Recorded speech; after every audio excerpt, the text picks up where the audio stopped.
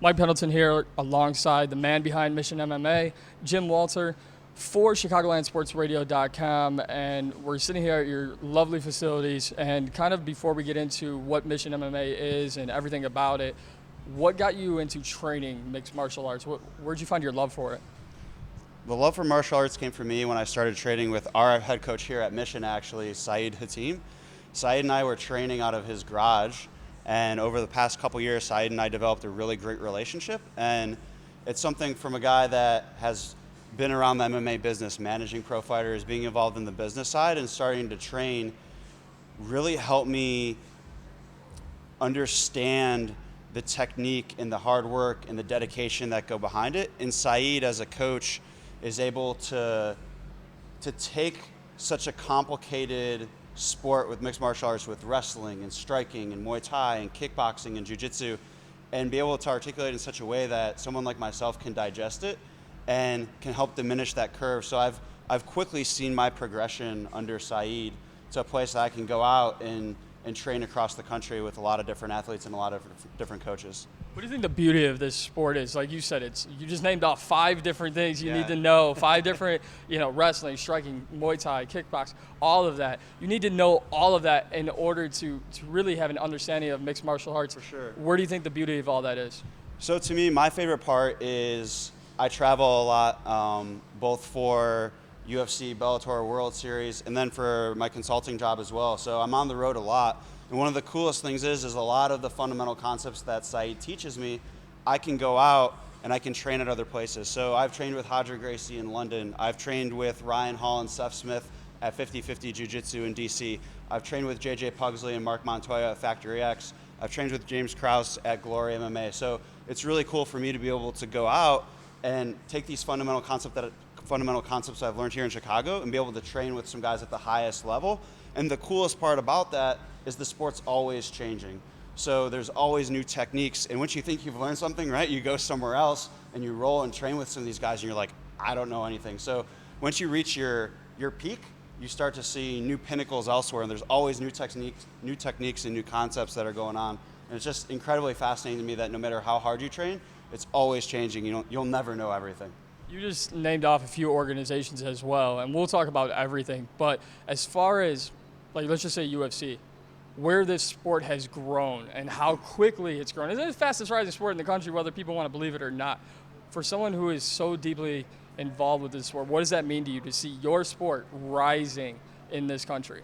It's pretty cool. It's a pretty cool space that we're in right now. I mean, we've gone from these local promotions to where the UFC roster wasn't as deep to where it is now, to the evolution of Bellator and Rivals, and we see RFA and Combate Americas coming up, and these bigger promotions that are rivaling UFC and starting to funnel in. It's almost like baseball, right? You have AAA and Major League Baseball. You have these smaller promotions not only starting to funnel in athletes to the UFC, but just having these high quality athletes and having really competitive fights. So the timing of it right now, even with the sale of the UFC, it's an interesting space to be in. So it's cool to see so much momentum for something that I've seen kind of grow from the ground up over the last 5 or 6 years. So we understand you have a background and a history with what the sport is and the different techniques in the sport and everything that makes a great, fighter and mixed martial artist. But you got to know how to manage. And you've also not just managed yourself, but managed other fighters, which has led to everything, and which is why we're standing where we're standing today.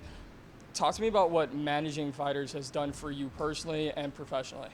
For sure. So my background just a little bit is in accounting and finance. So I was in management consulting, I still am, for a little less than 6 years now. So that's allowed me the platform to be able to go out and service Fortune 500 clients and have these high-level business conversations and get an understanding of the business side of that. And that's really kind of where my business background and managing fighters came together and my passion came together. And it's allowed me to go out and manage fighters. So my managing fighters was kind of an accident. Brian Rogers, one of the highest tenured Bellator fighters, light heavyweight Brian Rogers, you probably recognize him from his flying knee knockout, which was knockout of the year a couple years ago. Great guy, one of my good friends. He's the first fighter that I ever managed. And from there, it's just kind of taken off. I manage about 30 guys now. So being able to work with those guys and get in the trenches and help them based on my experience is something that I'm really it's kind of where my worlds come together. I have the business experience, and I really like helping people. So it's been awesome to be able to help facilitate some of these guys, both contractually and, the window in MMA to make money is this big, right? And it gets about this big when you get to the top. So being able to capitalize on that, because fighters overall, they don't have any benefits, they're not paid. So being able to really help them and set themselves up for financial success long term is something that I've had a lot of success doing. I was going to say, as far as managing, what kind of entails all of what you do as a manager? Is it just financial and contractual, or is there more to it? Because you are around these guys a lot, and 30 fighters is a lot. And plus, I think that helps your experience. When people are walking through the door here at Mission, they want to know, this isn't just some guy who's running a place that I want to take care of me. No, this is some guy who professionals have trusted as well. So Sure. what's your whole management? So it depends on the fighter. I do different things for different guys, but essentially it's threefold. There's the contractual side, so helping negotiate contracts, making sure these guys are getting good fights, good opportunities, the frequency of fights, show win money, incentive money. So the contractual side is big. The sponsorship side is huge as well, like Bellator, World Series of Fighting, Glory. Those guys really live and die off sponsorships, where the Reebok and UFC is a little different. Where they have a pay structured for the Reebok sponsorships. So the second is sponsorships, and the third is just being a counselor almost, right? A lot of these guys don't have a lot of experience or necessarily the education behind it to make really good decisions. And that's something that can really bite them, because as they progress, they have great skills. They're awesome athletes, great fighters. They just don't have the experience and the coaching and direction they need to make some of these good decisions to set themselves up for the future. You talk about financial and all your background, managing and finances, but how did that all come together, and how did Mission become something? For sure. So I've been saving. I've been using a lot of the money that I've made during my consulting career to help defray some of the costs here, and to kind of get this off the ground.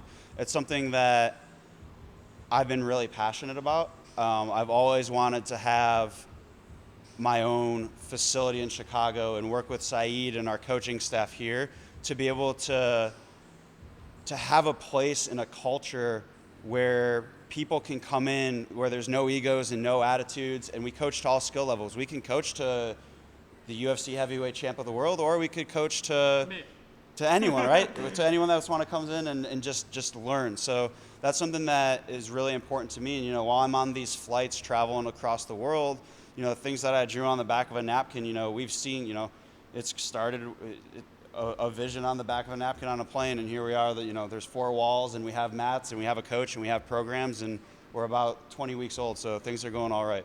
20 weeks old, things are going great, I would say. But I think one thing that a lot of people kind of think about if they want to come here or anywhere is the experiences, not just, what were you doing here on the mats or box, whatever it is. I want to go somewhere where I'm trusting the person who I'm seeing, like yourself. For sure. And when you take on that responsibility, you've had, the top of the top, and you have guys like myself who want to walk in the front door. How do you, I don't want to say just hold them all together and piece them all together, but how do you handle it all, balance it, where heavyweight champ is great, but the guy holding the microphone talking to you right now is just as great when they walk into Mission? Yeah, so it's tough. So holding it all together is tricky, right? You can ask my girlfriend. There's not a lot of balance in my life. It's kind of crazy, right? It's a lot of chaos, but luckily we have a really good team. So it starts with head coach Saeed Hatim. Saeed's a great guy. He came from the docks of Morocco over to the U.S. He didn't speak any English. He works at Italian Village Restaurant, and now he's coaching here. So he's probably one of the top 3 Thai coaches and kickboxing coaches in the country, maybe top 5 in the world. So he's a great guy.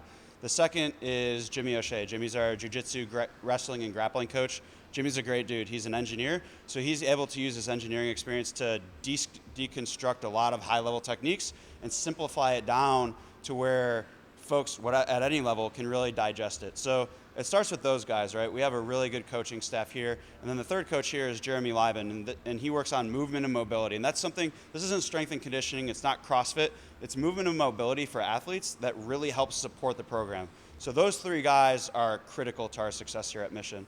The other thing that we've done that's allowed us to be successful and bring new people in the doors is something that I picked up from Mark Montoya at Factory X is iron sharpens iron. And Mark's a mentor of mine, a great friend of mine, and without his leadership, I wouldn't be where I am today. And iron sharpens iron. We had Holly Holm come in here and Izzy Martinez a couple weeks ago for UFC Fight Week. We have a lot of high-level guys come in when they're in town to train, showing new techniques, and doing it in such a way that people feel comfortable. Because it's a little intimidating, right? You have these high-level champions come in, and it's kind of scary. So between our coaching staff and bringing in some of the right people with a ton of experience are kind of the two avenues that we take to really provide world-class programming at Mission. Last one here for you right now. What does Mission mean to you, and what is the overall goal? Mission to me is way more than just a gym. You know, a lot of people say, how's your gym? And Mission to me is, and the reason we named it Mission is because everyone's on a mission, right? Mission isn't just a gym with pads and mats. It's the people and the culture, and it's a platform for people to achieve their goals, whether it's in martial arts or, you know, we have high-level athletes coming here that they want to win fights, right? We're in the fight business, we want to win fights, but we also have people that come in here, you know, we have some people that work as firemen or policemen or in the FBI. We have people that work at Google. We have people that, you know, that are in corporate America that really want to get in shape and feel comfortable, and we teach self-defense classes. So whatever your goals are, Mission is the platform to achieve that, and leveraging martial arts as that vehicle to get there. Let's talk fight game as we stand on your mat here at Mission MMA, and not just UFC, but whatever all the promotions have done. You kind of mentioned the sale a little bit about the UFC, but I think people really need to get an understanding that, yeah, you can come here and like train and feel better about yourself physically and mentally, but for someone who's been around and managed fighters, there's a lot behind the scenes that maybe we all don't see. And I think two things I definitely want to talk about is, one, you kind of mentioned it earlier, what it's like for fighters to make a living. You have your, like, you gave us the window, Yeah. but you didn't give us the window of how little money there is for everyone to make. Yeah. And it seems like the rosters are getting increasingly big. So what is the best advice or really the way you can break it down for us or for any fighter about how to manage finances? Because one, you're in a cage, literally fighting for your life and fighting for your earnings, and it's probably not going to be that much. Yeah, so that's a good question. So overall, fighters are grossly underpaid. You see a lot of Mark Hunt talking about forming a union representation. Fighters need that. I mean, that's why things like that exist for the NFL. There's players associations that exist across the board. There's nothing like that for MMA, so it's completely unregulated. And it's interesting, right? Because these guys, you have to have 5-6 wins to come up as an amateur fighter to become a professional. And even when you enter the UFC as a professional, money's not there. It's simply not. You know, even entry as amateurs, you're making less than $5,000 a fight if you're lucky and you win. And in the UFC, when you get there to the big stage, you know, you're making less than $10,000 a fight, maybe $15,000 a fight if you win, right? And if you lose, half of that. So it's until you really rise to the top that the money's there. So these guys, all these guys that are amateurs or beginning level pros that I work with are making anything, right? They have a day job. It's crazy, right? So for example, Dustin Jacoby just fought for the title belt in mid-May in Los Angeles, fighting for the middleweight title belt for Glory. Dustin Jacoby works as a FedEx guy in the mornings. So these guys this is a guy that is one of the top 3 kickboxers in the world, and he's working a day job before his fights, before he's in camps. And it's crazy. I have a ton of respect for him, but that's what guys need to do to provide for their family. He has a lovely wife, Kayla. They just built a new house, but these guys can't afford anything coming through the ranks. So they are significantly underpaid. And I think one of the big things too, it's crazy because there's this perception, like there's the Conor McGregors, right? Conor did a great job of monetizing himself. He did a great job of hyping it up and getting the money, and he's one of the fighters that gets paid. But one of the things that's most interesting to me that you hear for a lot of guys is they're like, oh, you just had your breakthrough, right? You just had this breakthrough moment, you know, you just won the title belt, you're making so much money, you're making millions of dollars. Even those guys are only making $1 million a fight, and they've starved. They haven't made anything for 10, 15 fights over 5, 6 years. So to me, there's really no breakthrough. It's like, I've been doing this, right? I've made no money for the first 10 years. I've been grinding. I've made nothing. I've won 10 fights in a row, and I've walked away with 50, 60 grand over 5 or 6 years. Crazy to me. So there's no breakthrough, right? It's coming at the tail end of it. You're making no money here, and then finally, if you make it to the top, then you're finally seeing the long end of it. But guys got to get there, right? And it's a cutthroat sport, so some guys don't even make it that far. There's injuries, there's things that are uncontrollable factors where guys get hurt 3 years into their career and they're sunk and they have nothing to show for it, and it's just a terrible situation. So being able to make sure that guys put away money, they have the right financial advisors, they negotiate their contracts right, they do all of the right things, they get health insurance. All of those things are extremely important because you never know when, how, with injuries in the sport, how things are going to play out. Your career could be very long, or it could be very short, but you need to be prepared for both situations. Well, you mentioned somebody. I'm not going to turn this into a UFC 202 preview, Yeah. but with Conor McGregor, we're starting to see what a lot of people are calling the McGregor effect. Go out, call your next shot, call out your opponent, and do what you must. And if you back up your words, you're going to get the big money fights, you're going to get the main events, you're going to get the title opportunities. And then I'll flip that on you. You see a guy like Nate Diaz, you and I were talking off camera, and I know I've heard him say it 1,000 times. He's been doing UFC since he was 21 years old. Right. He's been in the UFC since he's 21 years old, and finally, this past December, he was like, everybody's tweeting, everyone's saying this, everyone's saying that. No, watch me. I'm going to go out, I'm going to perform, then I'm going to grab the mic. So the sport in that aspect has really changed because what happened? He grabbed the mic. We could barely hear anything he said because there was a bunch of censor buttons over it. But 3 months later, he's got the biggest fight of his life. And again, we hear everything you just talked about. Conor saying, Nate, thank me. You're finally rich. Yeah. You finally made your first $1 million. That's got to be scary. That's got to be scary for someone who's been around the sport, for anybody who's been around the sport to go, wait. Nate Diaz has been in this since he was 21. Yeah. He just made his first $1 million? For sure. Yeah, so I think that it's all about creating opportunity, right? Like, people think that, people that don't know Nate Diaz think he accidentally fell in an octagon, right? And now he should be lucky because Conor McGregor gave him his first $1 million, right? Nate Diaz will fight anyone, right? He has a banged up record because he'll take any fight on any notice, just like the Conor fight. And he's a true MMA fighter. And just being able to see him get paid for that and compensated for his value that he brings to the sport in general is really cool for me. But it's about creating opportunity, right? He's worked so hard and taken so many fights on short notice at different weight classes, up and down, and now he finally sees his opportunity, right? And a lot of guys, it's up to their management team, guys like me, to make sure they get an opportunity and that they get paid. But if not, you see guys grabbing the mic and creating their own opportunity.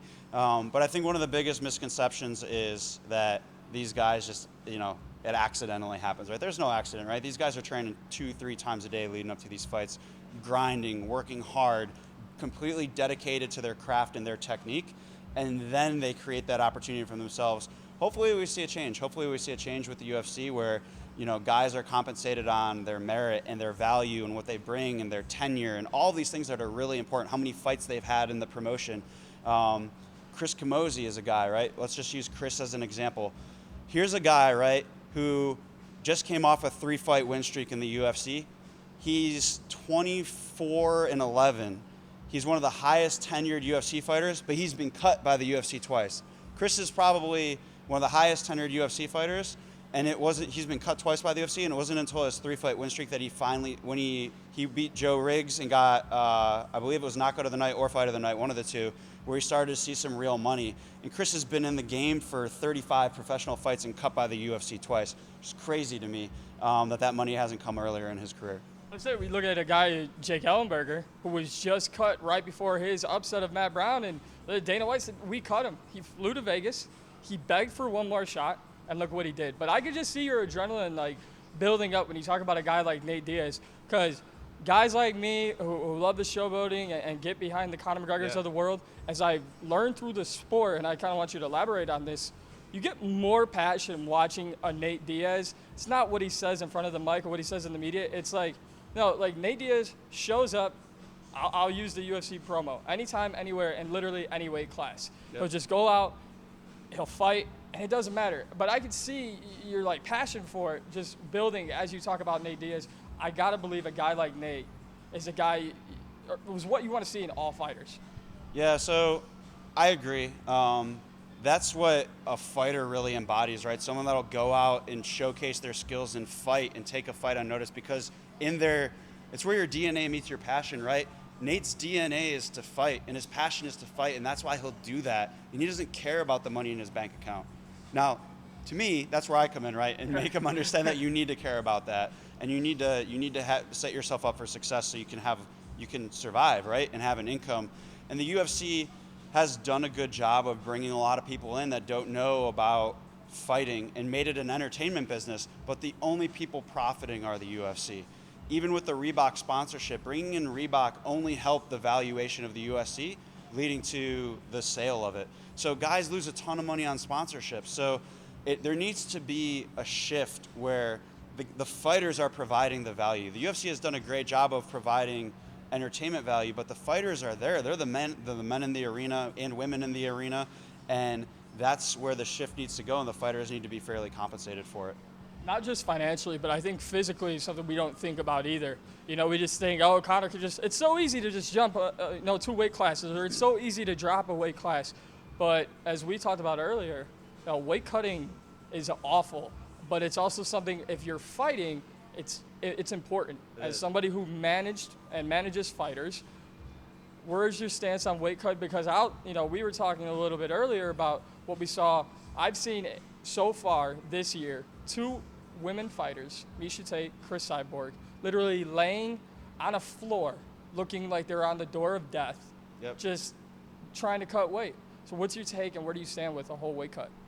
It's tough. So that's a tough question. Let me give you 2 examples. One at the professional level, and then one at the amateur level, and kind of show you the differences. So at the professional level, it's extremely frustrating, but it's become part of the sport, right? And it's becoming more regulated. Like the UFC just started, once you arrive the week of, to do weight checks. And if you don't make weight, then you have to go to these sessions and you have to do checks and all this stuff. So they're starting to regulate it more and more.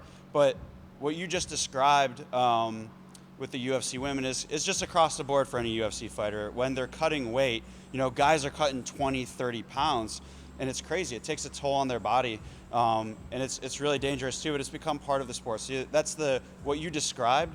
You see bodies laying everywhere the week before. But what's interesting to me is how the UFC, it's such a crucial part of the sport where fighters cut weight. But what you don't see are, in the middle of a weight cut, the UFC could schedule your medicals, right? So guys are in the middle of these deep cuts, and I'm in the sauna with them cutting weight, and we have to leave, and a UFC van picks us up and takes us back because we have these mandatory medical check-ins where the commissions aren't even ready to take vitals and process every fighter. So you're trying to cut weight and make a fight for the UFC, and then you have the commissions where it's completely unregulated, and these guys come in and they're not prepared to do what they're supposed to do. So I think they're getting better now at the professional level of kind of balancing the commission in the UFC and having these weight checks where it's a lot safer. But it's changing the nature of the sport, right? Like guys can't do these dramatic jumps anymore because of these weekly check-ins. So you'll see guys sticking to one weight class now instead of jumping up and down. But now it's starting to get more regulated at the professional level. My second example is at the amateur level, pretty much unregulated. If you look at one of our guys here at Mission, one of the first guys ever to fight at Mission, one of our guys, MJ fought kickboxing at the amateur level, and he just fought a guy 25 pounds heavier than him on short notice because he still wanted to fight. But you can't make up size in a fight. MJ has some of the best skills around, and he's just getting beat up in the clinch. So, guys laying on him in the clinch, and you just can't make up 25 pounds or that reach in a fight. You can't make up size in a fight. So I think, to answer your question, you're going to start to see guys sticking to one weight class. I think it's going to get more regulated, especially as the UFC grows. There's going to be more regulations. There's going to be more monitors, more health checks, more safety checks. So you'll see a lot of guys not making as deep of his cuts and not bouncing around weight classes as much. I would say on that, what's your best advice? Because I know Dana White with his new show, looking for a fight, goes around the country, going to amateur fights. And I've seen a couple episodes where guys are like, oh, Dana White's coming to town. Let me just jump, and they need a fight on short notice. I'll go up 2 weight classes. I've got to figure someone who manages fighters like, you know what? you'll get your opportunity if you stay your path. Don't make that jump. Or do you believe they should? So that's a good point. So my philosophy is you need to stay ready, right? What's crazy in MMA is when these guys heal after fights, their weight will go up 30, 35 pounds, which is nuts to me. It also hurts too because you never know when your opportunity is going to come. You got to keep your spear sharp. You got to stay ready. You got to stay in shape. You got to eat clean. You got to fuel your body the right way because you never know. The nature of the sport is people go down, opportunities pop up. We talked about Chris Camozzi before, right? One of the opportunities came up. Jack Romero went down, and Chris fought Jacare on short notice. In much respect to him because he was in shape. His skills were honed. He was ready to go. So guys that stay in shape, it's a lot easier of a weight cut. It's a lot safer. They don't have to worry about making these crazy jumps because they're ready. We're not talking about there's a difference between being in shape, in my opinion, and being in fight shape, right? We're not talking about going into camp, but being ready so that, if an opportunity does come up, you can flip that switch and be ready to go in 4 or 5 weeks. As we wrap it up here, you said iron sharpens iron. I think that's stuck in my head, the guy who's in the background's head and my cameraman's, man. I think it's stuck in everybody's head, and it will stick with anyone who sees this and watches this interview. Iron sharpens iron here at Mission MMA. What is your message for anyone who wants to get involved here? The door's open. If you, we teach to all skill levels, anyone from amateurs to pros, people that haven't thrown a punch in their life, people that have never taken a jiu-jitsu class. As long as you're willing to put in the work, I can promise you results. It's not going to be easy. There's going to be a learning curve that's super frustrating. For me, when I first started training, there's nothing like being put flat on your back and learning a lot about yourself. So through the whole process, we're here. I've worked extremely hard to make right decisions to build a culture here that facilitates learning. And that's what we're about. If you're not growing and you're not learning and you're not progressing, then you're not doing it right. There's no egos, there's no attitudes. The only requirement at Mission is to show up, put in attendance, and I guarantee you results. Won't be easy, but the results will happen and you'll progress for sure. Jim Walter, Mike Pendleton, Mission MMA and Fitness, ChicagolandSportsRadio.com.